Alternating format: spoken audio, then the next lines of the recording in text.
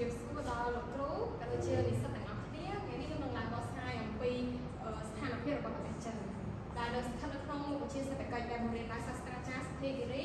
ហើយសមាជិករបស់ខ្ញុំមានចំនួន5នាក់មានរឹងឈិងអ៊ីភួនម៉ាឡាប្រមម៉ារ៉ាឆាន់វិសុនជាមួយនឹងឡៃស៊ីមួយនេះគឺជាវេទិកាដែលក្រុមរបស់ខ្ញុំត្រូវបកស្រាយនៅក្នុងថ្ងៃនេះអញ្ចឹងសូមអនុញ្ញាតឲ្យក្រុមរបស់ខ្ញុំឡើងបកស្រាយនៅជាមួយបន្តជាដំបូងយើងគួរយល់ពីនិយមន័យនៃកម្មភាពជាមុនសិននៃកម្មភាពគឺជាស្ថានភាពដែលបុគ្គលម្នាក់ស្ថិតក្នុងវ័យធ្វើការមានសមត្ថភាពធ្វើការមានបំណងចង់ធ្វើការនិងកំពុងស្វែងរកការងារធ្វើប៉ុន្តែមិនអាចរកការងារធ្វើបាននៃកម្មភាពជាបញ្ហាសេដ្ឋកិច្ចនិងសង្គមមួយដែលអាចនឹងប៉ះពាល់ដល់ជីវភាពរស់នៅរបស់ប្រជាជននិងការអភិវឌ្ឍប្រទេសឧទាហរណ៍បុគ្គលម្នាក់សិក្សាចប់រៀនចប់ប៉ុន្តែមិនអាចរកការងារធ្វើបាននេះគឺជាស្ថានភាពនៃកម្មភាពតើមកយើងត្រូវដឹងពីកម្លាំងពលកម្មគឺជាប្រជាជនដែលស្ថិតនៅក្នុងវ័យធ្វើការឬកំពុងធ្វើការឬកំពុងស្វែងរកការងារធ្វើកម្លាំងពលកម្មមានសារៈសំខាន់ណាស់ចំពោះការអភិវឌ្ឍសេដ្ឋកិច្ចព្រោះជាប្រភពនៃធនធានមនុស្សសម្រាប់ផលិតកម្មនិងសេវាកម្មឧទាហរណ៍ថាប្រទេសមួយមានសម្បូរទៅដោយកម្លាំងពលកម្មខ្ពស់គឺសម្បូរទៅដោយជំនាញហើយនិងសមត្ថភាពខ្ពស់គឺមិនបានចំណុចទៀតអ្នកដែលមានការងារធ្វើគឺជាបុគ្គលដែលប្រើប្រាស់កម្លាំងកាយឬបញ្ញារបស់ខ្លួនដើម្បីបំពេញការងារនិងទទួលបានប្រាក់ចំណូលឬអត្ថប្រយោជន៍អញ្ចឹងកន្លែងនេះមានន័យថាអ្នកមានការងារធ្វើគឺមានបទពិសោធន៍មានជំនាញរួចរាល់ដើម្បីបំពេញការងារអញ្ចឹងបន្តមកអ្នកមានការងារធ្វើគឺជាអ្នកដែលគឺជាបុគ្គលដែលមិនមានការងារធ្វើប៉ុន្តែកំពុងស្វែងរកការងារធ្វើនិងត្រៀមខ្លួនភ្លាមប្រសិនបើមានឱកាសការងារអញ្ចឹងមានន័យថាគាត់ជាសិស្សានុសិស្សឬក៏និស្សិតដែលមានជំនាញប៉ុន្តែមិនទាន់រកការងារធ្វើបានអញ្ចឹងជាចុងក្រោយគឺអ្នកដែលស្ថិតនៅក្នុងកម្លាំងពលកម្មអ្នកដែលមិនស្ថិតនៅក្នុងកម្លាំងពលកម្មគឺជាបុគ្គលដែលមិនមានការងារធ្វើហើយក៏មិនកំពុងស្វែងរកការងារដែរក្រុមនេះរួមមានសិស្សនិស្សិតមេផ្ទះជនដែលចូលនិវត្តន៍និងជនដែលមិនអាចធ្វើការងារបានដោយហេតុផ្សេងៗចឹងការបកស្រាយរបស់ខ្ញុំបានចូលដល់ទីបញ្ចប់សូមអនុញ្ញាតឲ្យសមាជិកក្រុមឡើងបកស្រាយបន្តខ្ញុំឈ្មោះនៅជំនាញនឹងឡើងបកស្រាយនៅចំណុចបន្ទាប់គឺ1.2ដែលនិយាយពីរមូលអត្រានៃកម្មភាពអត្រានៃការធ្វើនិងអត្រាកម្លាំងពលកម្មចឹងអានេះគឺជារូបមន្តរបស់អត្រានៃកម្មភាពចឹងអត្រានៃកម្មភាពពេលដែលយើងកណនីលំហាត់យើងត្រូវការប្រើប្រាស់តាមរូបមន្តមួយនេះគឺយើងយកចំនួនអ្នកដែលគ្មានការងារធ្វើនោះចែកជាមួយនឹងកម្លាំងពលកម្មបន្ទាប់មកយើងគុណជាមួយនឹង100%ដើម្បីចេញអត្រានៃកម្មភាពនោះចឹងដល់កន្លែងរូបមន្តរបស់អត្រាកម្លាំងពលកម្មរូបមន្តអត្រាកម្លាំងពលកម្មនៅពេលដែលយើងកណនីលំហាត់ឬក៏ធ្វើលំហាត់នោះគឺយើងត្រូវយករូបមន្តមួយនេះឯងទៅប្រើប្រាស់គឺកម្លាំងពលកម្មចែកជាមួយនឹងចំនួនវិជាជនគ្រប់អាយុធ្វើការបានគុណជាមួយនឹង100%អញ្ចឹងកន្លែងចំនួនវិជាជនគ្រប់អាយុនោះគឺតែខាត់យើងត្រូវតែយកវិជាជនណាដែលគ្រប់អាយុដែលធ្វើការបានយកមកកណនីយើងអាចយកចំនួនវិជាជនដែលធ្វើការបានយកមកកណនីទេអញ្ចឹងរូបមន្តនោះគឺយើងត្រូវប្រើបែបហ្នឹងពេលចូលមកដល់រូបមន្តរបស់អត្រាមានការងារធ្វើអត្រាមានការងារធ្វើគឺយើងត្រូវការប្រើប្រាស់តាមរូបមន្តមួយនេះគឺយើងយកអ្នកដែលមានការងារធ្វើ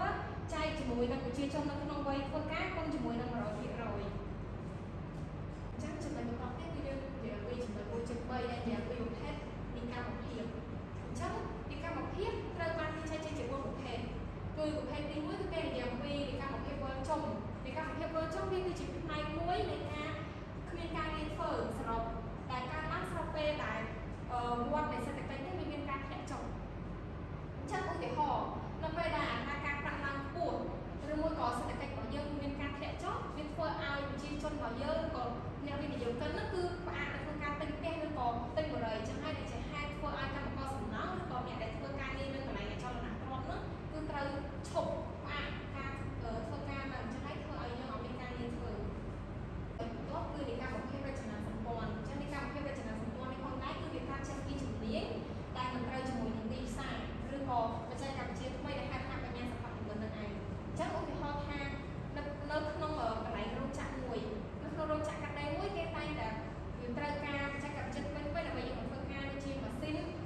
ដោយកម្មករអញ្ចឹងនៅក្នុងកន្លែងកាត់ទេគេត្រូវការឧបករណ៍ដែលអាចកាត់ចំណាត់បានដោយស្វ័យប្រវត្តិដោយខ្លួនឯងដោយមិនចាំបាច់ជួបកម្មករដល់ពេលអញ្ចឹងធ្វើឲ្យកម្មកររបស់យើងនឹងអត់មានការងារធ្វើដែលបង្កើតឲ្យមាននិកម្មភាពកើតឡើងនេះតបគឺនិកម្មភាពតាមរដូវកាលដែលកើតពីការប្រែប្រួលរដូវកាលនិងអាកាសធាតុអញ្ចឹងឧទាហរណ៍ថានៅក្នុងវិស័យទេសចរណ៍អញ្ចឹងអ្នកដែលធ្វើការនៅក្នុងវិស័យទេសចរណ៍រៀនប្រមាណនៅពេលដែលអាកាសធាតុមានការប្រែប្រួលអញ្ចឹងដល់តែថាភ្ញៀវទេសចរទាំងអស់ពីឆ្នាំតែតែចង់មកទស្សនានៅពេលដែលមានរដូវកាលល្អអាកាសធាតុល្អអញ្ចឹងនៅពេលដែលអាកាសធាតុមានការប្រែប្រួលឬអាកាសធាតុអត់ល្អធ្វើឲ្យភ្ញៀវទេសចរអត់សូវមកទស្សនានៅក្នុងប្រទេសមួយហ្នឹងអញ្ចឹងតែធ្វើឲ្យកើតមាននៅនិកម្មភាពកើតឡើងចឹងចំណុចចុងក្រោយគឺនិយាយពីនិកម្មភាពនៃវដ្តសេដ្ឋកិច្ចចឹងនិកម្មភាពនៃវដ្តសេដ្ឋកិច្ចនេះគឺកើតឡើងនៅពេលដែលសេដ្ឋកិច្ចធ្លាក់ចុះឬក៏ជួបនៅវិបត្តិសេដ្ឋកិច្ចនេះឯងអញ្ចឹងឧទាហរណ៍នៅពេលដែលសេដ្ឋកិច្ចធ្លាក់ចុះអញ្ចឹងមនុស្សអត់សូវចាយលុយទេអត់សូវចាយទៅលើទំនិញនិងសេវាកម្មទេដែលធ្វើឲ្យក្រុមហ៊ុនមួយចំនួនត្រូវបានកាត់បន្ថយក៏បន្តិចបុគ្គលិកចេញដោយសារតែយើងរកចំណូលបានអញ្ចឹងយើងអត់មានលុយបាត់ឲ្យបុគ្គលិកទេនេះក៏ជាហេតុធ្វើឲ្យមាននិកម្មភាពកើតឡើងនៅក្នុងប្រទេសផងដែរអញ្ចឹងការកស្រាយចំណុច1.3របស់ខ្ញុំត្រូវបានបញ្ចប់ហើយអញ្ចឹងខ្ញុំសូមបន្តកិច្ចការនេះទៅឲ្យមិត្តរួមក្រុមរបស់ខ្ញុំជាបន្តទៀតខ្ញុំខ្ញុំបានតាមបកស្រាយនៅចំណុចបន្តចំណុច1.4កត្តាដែលនាំឲ្យមាននិកម្មភាពកត្តាដែលនាំឲ្យមាននិកម្មភាពនោះមាន4ចំណុចធំៗចំណុចទី1កត្តាសេដ្ឋកិច្ចកត្តាសេដ្ឋកិច្ចធ្លាក់ចុះមិនរីកចម្រើនហើយក្រុមហ៊ុនបានបាត់ទ្វារឬក៏កាត់បន្ថយបុគ្គលិកហើយនាំឲ្យតម្រូវការការងារថយចុះគ្មានការងារចំណុចទី2កត្តាបច្ចេកវិទ្យាការរីកចម្រើននៃម៉ាស៊ីននិងបច្ចេកវិទ្យាទំនើបការប្រើប្រាស់ប្រព័ន្ធស្វ័យប្រវត្តិអូតូមេទិកជំនួសកម្លាំងមនុស្សការងារខ្លះមិនសូវចាំបាច់ប្រើមនុស្សធ្វើច្រើនដូចមុនទេចំណុចទី3កត្តារចនាសម្ព័ន្ធទីផ្សារជំនាញរបស់កម្មករមិនស្របនឹងតម្រូវការរបស់ទីផ្សារការងារការផ្លាស់ប្ដូរប្រភេទការងារទៅកាន់វិស័យទំនើប Digital បច្ចេកវិទ្យាឲ្យខ្វះការបណ្ដុះបណ្ដាលជំនាញថ្មីចំណុចទី4កត្តារដូវកាលធម្មជាតិអាកាសធាតុនិងរដូវកាលមានការប្រែប្រួលការងារខ្លះមានតាមរដូវកាលបណ្ដោះដូចជាកសិកម្មទេសចរណ៍ឬក៏សំណង់រដូវវស្សាឬអាកាសធាតុអាក្រក់ធ្វើឲ្យការងារខ្លះត្រូវបានផ្អាកបន្ទាប់1.5ចំណុចបន្ទាប់1.5ផលវិបាកនៃនិកម្មភាពធ្វើឲ្យបាត់បង់ធនធានមនុស្សដែលមានជំនាញនិងសមត្ថភាពខ្វះកម្លាំងពលកម្មក្នុងវិស័យសំខាន់បែកបាក់គ្រួសារនិងប៉ះពាល់ដល់ទំនាក់ទំនងសង្គមកើនឡើងនៅបញ្ហាសង្គមនិងសេដ្ឋកិច្ចក្នុងប្រទេសជាដើមប្រឈមនឹងការកេងប្រវ័ញ្ចនិងការរំលោភសិទ្ធិការងារនៅប្រទេសគោលដៅនិងចំណុចចុងក្រោយប៉ះពាល់ដល់វប្បធម៌និងអត្តសញ្ញាណជាតិការបាត់ស្រាយរបស់ខ្ញុំមានតែប៉ុណ្្នឹងទេចំណុចបន្ទាប់សូមទេឲ្យមិត្តរួមក្រុម